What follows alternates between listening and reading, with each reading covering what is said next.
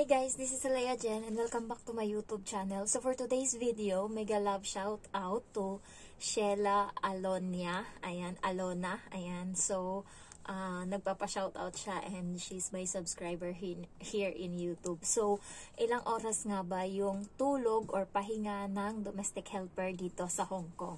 So pag-uusapan natin yan. Ang ginaw guys, yan, naka-t-shirt lang ako, kakatapos ko lang maligo. Nandun sa taas yung pangpalit ko, ayan. So, ilang oras nga ba? Ako, yung tulog ko is 5 to 6 hours, ayan. Masaya na ako pag meron akong 6 hours na tulog or 7 hours. Nakakatulog lang ako ng nakaraan, nakatulog ako 10 hours.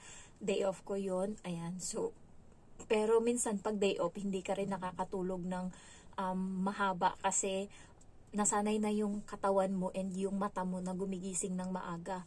So yung oras ng trabaho ko is, sabi ng amo ko 5:45, pero dahil mautak ako gumigising ako ng 5:55. So bangon agad ako. Hindi muna ako nagtututbrush, hindi muna ako nagpapalit ng damit, nakapantulog lang ako. Diretso ako sa labas, saing ako kaagad kasi 45 minutes yung kanin.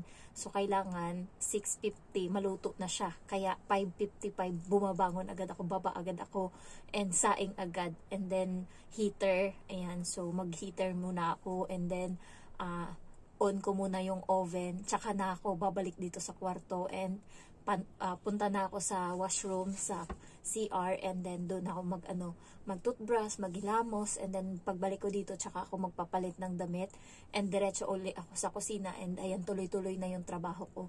So, kailangan talaga marunong kang mag-time management, kailangan mautak ka, kasi kapag hindi, dapat yung pahinga mo is tinatrabaho mo na. So, ganun, utakan lang yan dito.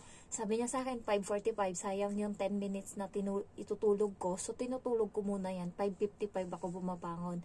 And then, start na ng araw ko, 5:55 hanggang sa, ngayon, 10:20 na. Nung nakaraan, maaga akong natatapos kasi, pagka lumalabas kasi ako, halimbawa, papakisuyo siya sa akin na, sunduin ko yung bata sa labas, or, ihahatid ko yung headphone sa kanya, mga ganyan. Basta pag lumalabas ako, automatic yan. Pag uwi, maliligo ako. So, pag naligo ako ng mga alas 6 or alas 7 or basta mga ganyan, basta sa buong araw nakaligo ako, ibig sabihin, hindi na ako maliligo sa gabi. Bukas uli. So, ganun yung hanas dito. Hindi ako naliligo ng umaga, gabi parate yung ligo ko. Ayan. So, ang kati ng katawan ko, para na siyang naging buni, nagsusugat na siya dahil sa kinakamot ko. Hinililigo ko kasi yung mainit na tubig kasi sobrang lamig. Ayan, so nakakanginig. Ayan, sobrang kati talaga. So, doon nakakadiskarte ako. Minsan alas 10, natatapos na ako, pasok agad ako dito. Pero ngayon 10:20, nakakatapos ko lang maligo. Kasi nagbabagal sila sa labas. 9:30 kanina tapos na ako. Kaso nakakahiya naman na maligo agad ako. Nandyan pa sila sa labas. Kaya inantay ko munang makapasok yung bata tsaka ako naligo. Pero nagtapon na ako ng basura. Ayan. And then,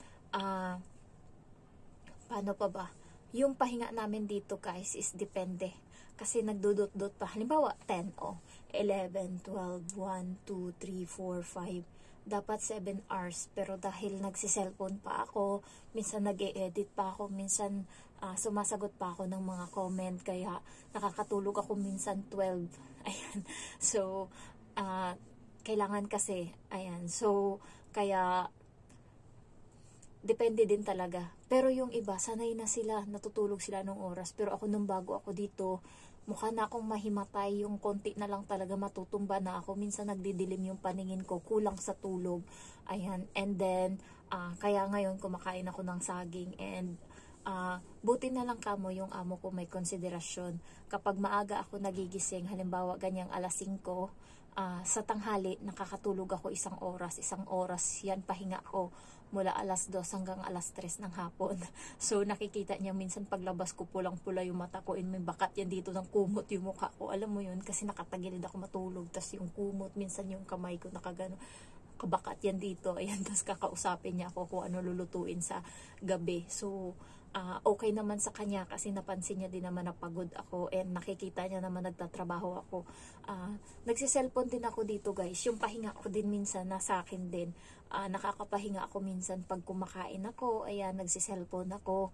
And minsan pagka may gusto akong i-edit. Pagkagising ko pala niyan, halimbawa alas 5 and aalis sila ng bahay alas 7:30.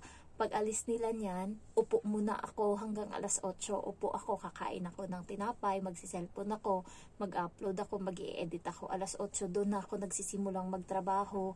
And then, tinatansya ko yan kasi alas 10 balik niya sa bahay. So, kailangan ready na yung CR. Tapos, kung nalinisin yung CR nila sa loob in yung kwarto, para kung gusto niyang matulog or gusto niya kasi pag tumai yan siya 20 minutes, 10 minutes yan siya, ang tagal niya matapos. Kaya paglabas niya sa CR, amoy-amoy mo talaga yung amoy ng tae niya kasi nga grabe ang tagal niya bago lumayas, nakulob yung tae niya. Ayan, so hindi niya agad pinaplush, pinapabayaan niya lang, ewan ko. Kaya pag hindi talaga ako pumapasok pagkagaling yan siyang CR. Minsan ginagamit niya yung CR ko kasi nga naglilinis ako dun sa kabila sa CR nila and then naabutan niya ako. So gagamitin niya yung CR na ginagamit ko and doon ako parate, labas-pasok ako dyan kasi nandyan yung mga gamit na panglinis. Paglabas niya talaga, Diyos mio, maano mo talaga yung amoy kaya hindi mo na ako papasok dyan. Ayan, so nakakatulog ako ng 1 hour sa tanghali and then pagkagising ko, ayan, simula na naman ang trabaho. Dito guys, pagod ka talaga. Kung sa pagod, non-stop yung trabaho nung bago ako dito para akong binugbog. Alam mo yung mag-e-edit ako, nakakatulugan ko na lang yung cellphone, bumabagsak na lang sa mukha ko. Paglapat ng katawan ko sa kumot, sa higaan, tulog agad yan. Ganyan ako kapagod nung bago. And nung bagong unang araw ko, alang-alala ko talaga. Parang ang tagal ng oras. Alam mo lang, ay alas 7 na ng gabi pero may liwanag pa, may araw pa, alas 7 na, alas 8 na nawawala ng araw yung dito, alas 8 na ng gabi walang araw. Kaya nung bago ako na-shock ako kasi June ako dumating, bakit alas 7 na mahigit, 7:30 na may araw pa, 7:30 na ng gabi. And then parang inisip ko, thank you Lord, tapos na yung araw. Pero bakit may araw pa din? So, bilang na bilang ko talaga yon kasi iniisip ko, pag tinerminate ako ni Amo, binibilang ko yung araw. Halimbawa, 8 days na ako, 8 days, tas iti-terminate niya ako, meron akong 33,000. So, may maiuwi ako na, 41,000. So, yun yung iniisip ko nung bago ako dito. Hanggang sa, mag-8 months na ako. So, ayun lang, dependent naman talaga sa amo, pero maiba talaga na malala. Alauna na nila pinapatulog yung katulong nila. Katulad nung kaibigan ko, gusto niya nang matulog kasi alas 12 na. Yung amo niya ayaw pa siyang patulugin, kinakausap siya hanggang alas 2 ng madaling araw. Kwentuhan lang kung ano-ano, and nagagalit pa yung amo niya kapag yes, pag yan yung sagot niya, dapat daw mag-interact. Sino may ganang mag-interact? Anong oras ka na nagigising? Anong oras ka nagigising? Tapos tulog ka alas 2 ng madaling araw, kaya tama lang na iniwanan niya yun. So, ako naman pag walang pasok yung bata, masaya ako, hayahay ang buhay kasi 6:55 na or 6:50 na ako nagigising. And yung tulog ko niyan, yun lang, alas 11 na din ng gabi yung pasok ko dito sa kwarto. Kaya adjust lang din. Kasi inuutakan ko din sila kasi dati nung bago ako dito, sabi niya 6:30 ako magising, nagigising ako 5:30. And then, magtatrabaho na ako, malala. Tapos yung tulog ko, alas 10:30, ginago. Kaya ang ginawa ko, in-adjust ko na. Wala namang pasok yung bata, wala naman akong gagawin dyan. Natulog naman sila. Ay di, matulog din ako. Gigising ako malapit na mag-alas 7. Ayan. So, ayun lang guys. Diskarte nyo na talaga. Utakan nyo kung paano kayo makakapagpahinga.